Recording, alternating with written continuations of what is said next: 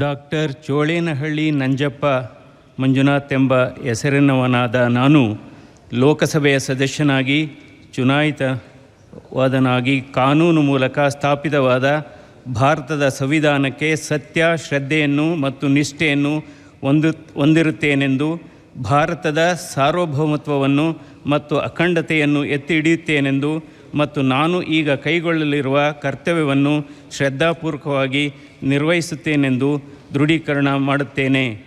ದೇವರ ಹೆಸರಿನಲ್ಲಿ ಮತ್ತು ಮತದಾರರ ಹೆಸರಿನಲ್ಲಿ ಪ್ರಮಾಣವಚನವನ್ನು ಸ್ವೀಕರಿಸುತ್ತಿದ್ದೇನೆ.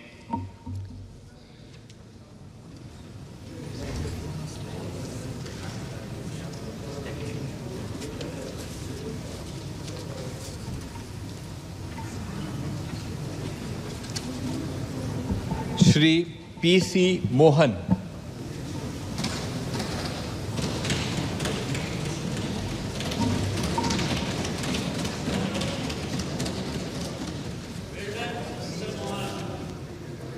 Well done.